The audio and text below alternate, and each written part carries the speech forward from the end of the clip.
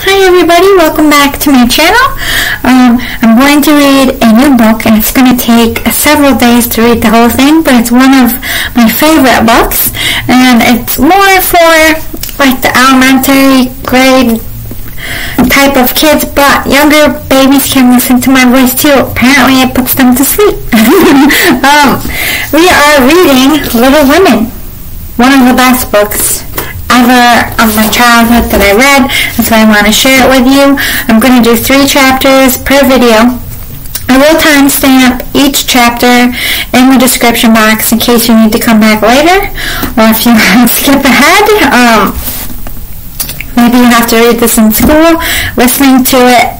Some people are better at listening to it than reading it, retaining information, so this might be able to help you. We'll get right to it. If you want to take a minute to get comfy, to get a blanket, to cozy up, get a snack. We are reading the first 3 chapters of Little Women. There aren't many pictures in this book, but when there are pictures, I will show them to you. Let's get started. Chapter 1, Marmee's Girls.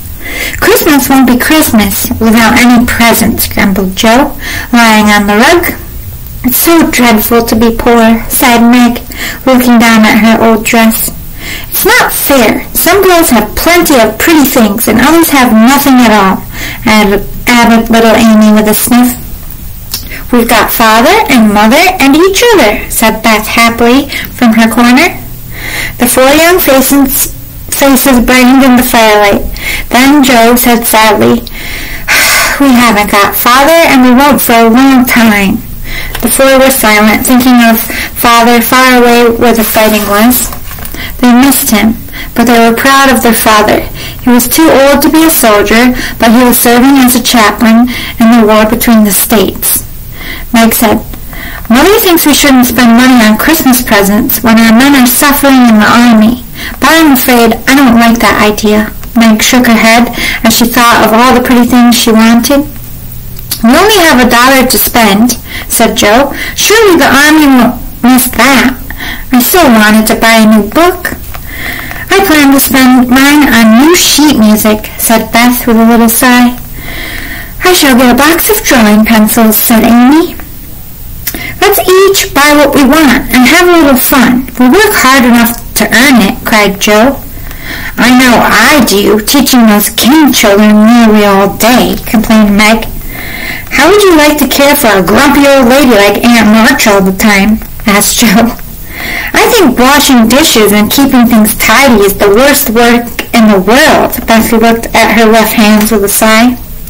At least you don't have to go to school with rude girls who laugh at your dresses, cried Amy. There's the 4 girls together. Don't you wish we had the money Papa lost when we were little, Jo? Asked Meg, who could remember better times. You said the other day you thought we were happier than the king children. You said they fight all the time in spite of their money, said Beth. So I did, Beth. Even though we do have work, we are a pretty jolly set. Jo got up from the rug, put her hands in her pockets, and began to whistle. Don't, Jo, it's so boyish, said Amy. You should remember that you are a young lady, Jo, added Meg. Now that you are 15, you wear your hair up. If putting my hair up makes me a lady, I'll wear it in 2 tails until I'm 20, cried Jo. I hate to think I've got to grow up and wear long johns and look nice. As for you, Amy, continued Meg, you are too critical. You'll grow up to be a snobby little goose if you don't take care. If Jo is a tomboy and Amy a goose, what am I, please? Asked Beth.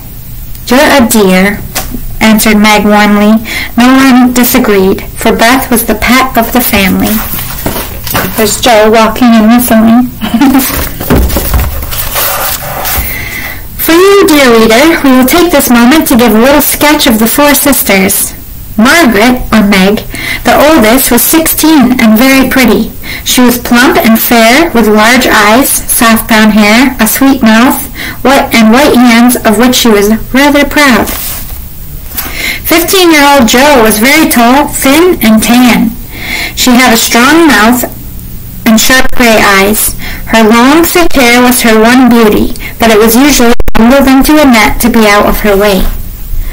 Beth was a rosy, bright-eyed girl of 13. She had a shy manner, a soft voice, and a peaceful expression. She seemed to live in a happy world of her own, only going out to meet the few people whom she trusted and loved. Amy, the youngest, was the most important person, in her own opinion, at least. She had blue eyes and curling yellow hair. She was pale and slender and always mindful of her manners. So, this is Meg, this is Joe, Beth, and Amy. Oldest, youngest.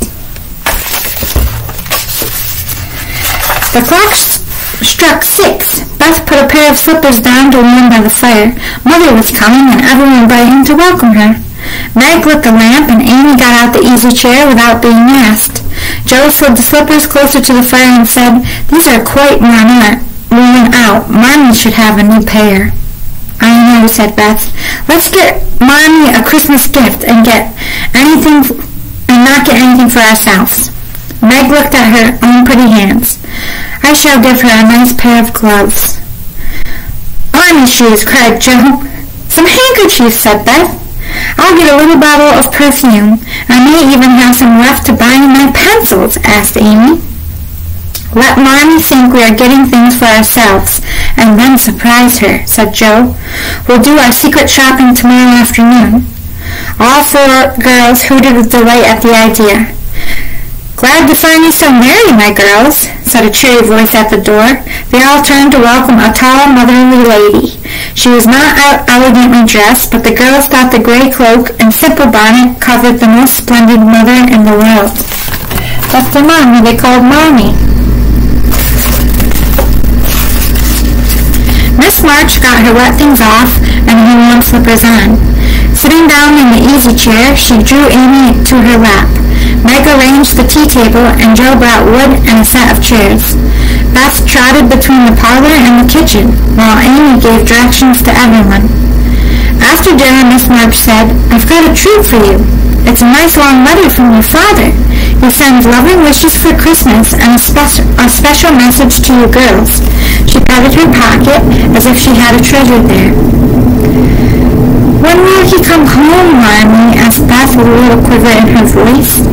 "Not for many months, dear. He will stay as long as he can. Now come and hear the letter." It was a cheerful, hopeful letter full of lively descriptions of camp life, marches, and military news. At the end, Father sent a special message to his little girls at home. "Give them all my love and a kiss. Tell them I think of them by day and pray for them by night. I know they will be loving children to you and do their duty faithfully. And when I come back to them, I may be prouder than ever of my little women." Everybody sniffled at that part. Amy hid her face on her mother's shoulder and sobbed. "I am a selfish girl, but I'll truly try to be better." "We all will," cried Meg. "I think too much of my looks and hate to work, but won't anymore, if I can help it. I'll try not to be rough and wild. I'll do my duty here instead of wanting to be somewhere else," said Joe.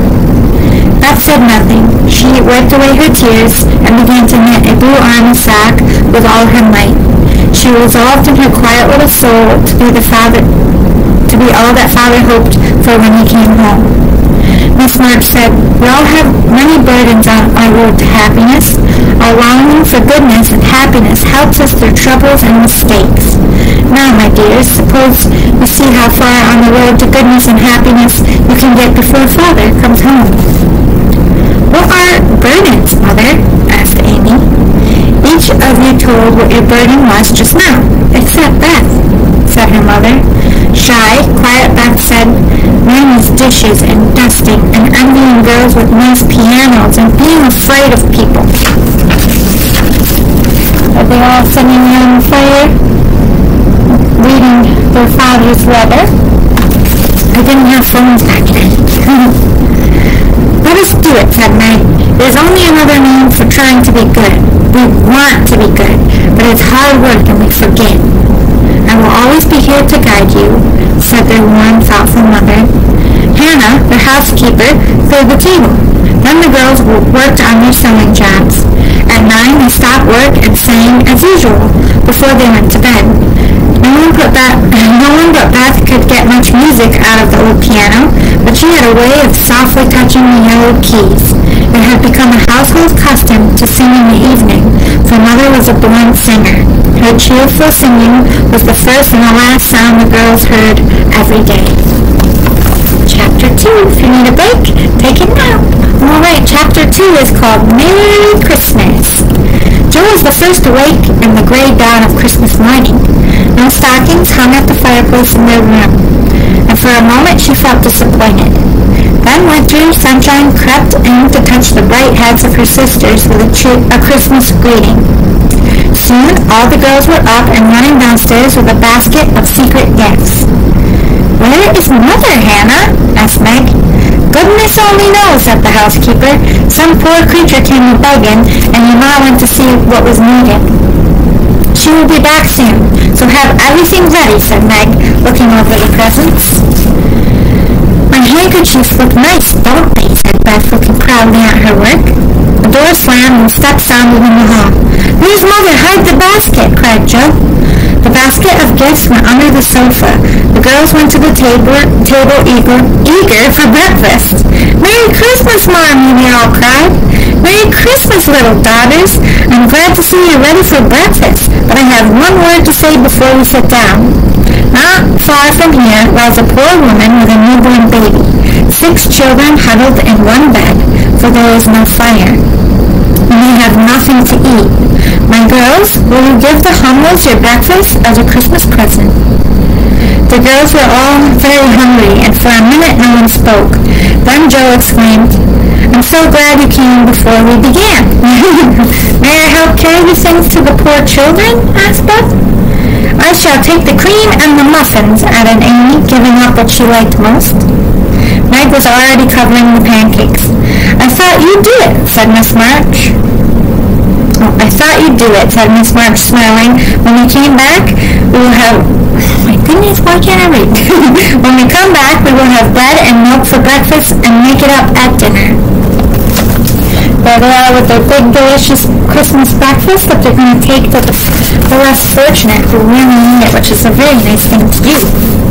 They arrived at a room with broken windows, no fire, a sick mother, and a group of pale children cuddled under one old quilt, trying to stay warm.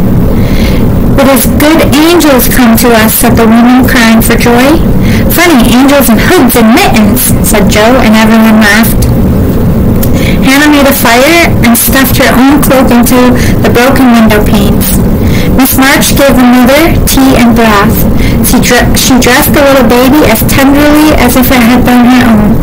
The girls set the table and fed the children like hungry birds.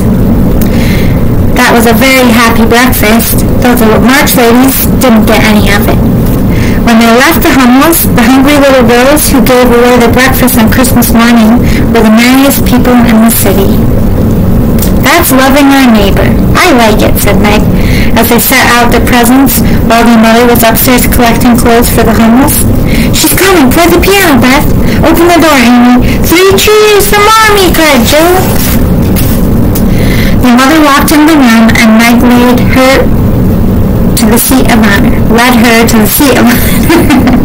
Miss March was both surprised and touched by each of her presents. The slippers went on at once.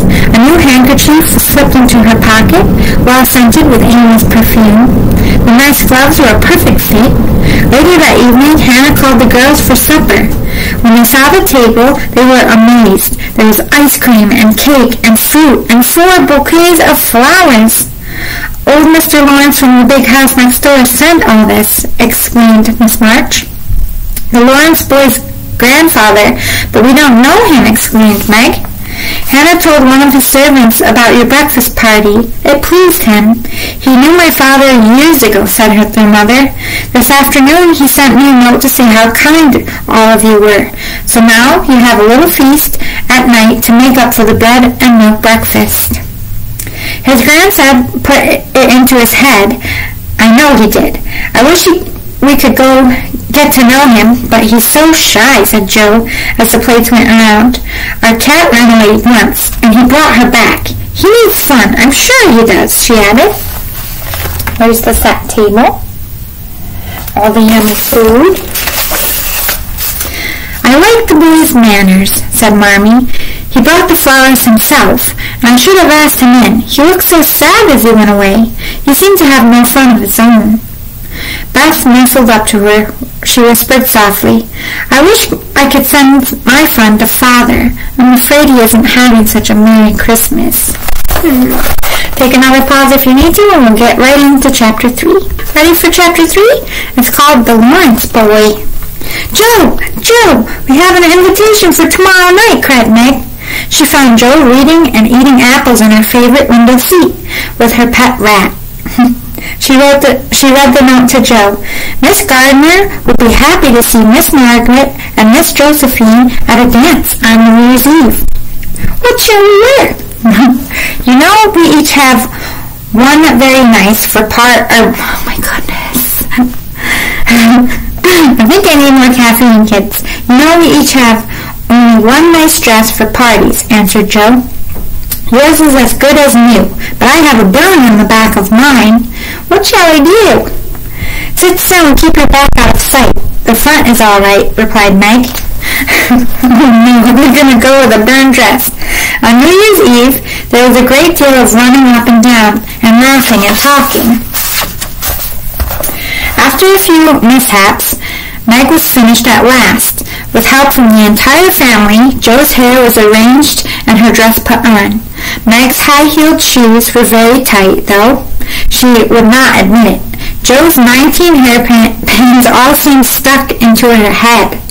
The girls seldom went to parties, and so they were quite nervous as they walked down the road with Hannah. But Miss Gardner greeted them kindly. Meg knew her daughter, Sally, and was at her ease very soon. But Joe felt as much out of place as a colt in a flower garden.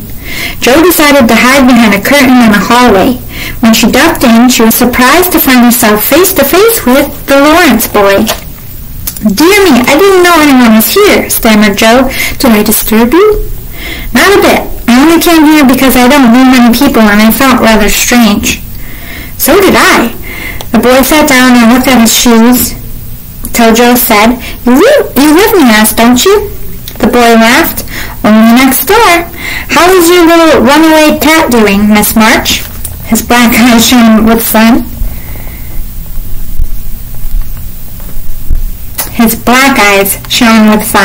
My finger was over at words. "Nicely. Thank you, Mr. Laurence." And Joe with a smile, "And thank you for the food at Christmas." As them getting ready for the party. "Grandpa sent it, Miss March." "But you gave him the idea. And I'm not Miss March. I'm only Joe." "And I'm only Laurie. Do you like to dance, Miss Joe?" he asked. "I do if there's plenty of room and everyone is lively. In a place like this, I'm sure to step on people's toes. I keep out of mischief and let Meg dance. Do you dance?" "Sometimes. I lived in Europe a good many years and haven't been out in company enough yet to know how to do things here." They chatted until they felt like old friends.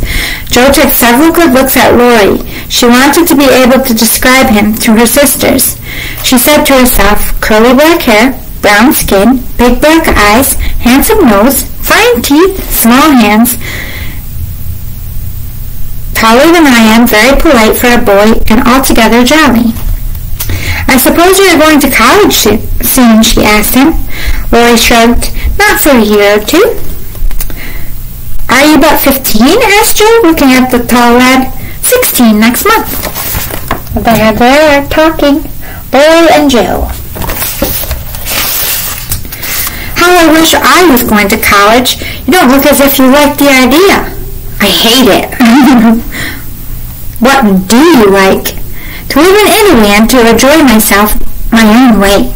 Joe wanted very much to ask what his own way was, but his black eyebrows and serious look made her change the subject. "That's a splendid polka. Why don't you go out and try it?" "If you will come too," he answered with a polite little bow. "There's a long hall out there, and we can dance grandly, and no one will see us. Please come." Joe thanked him and gladly went. They had a grand polka, for Laurie danced well.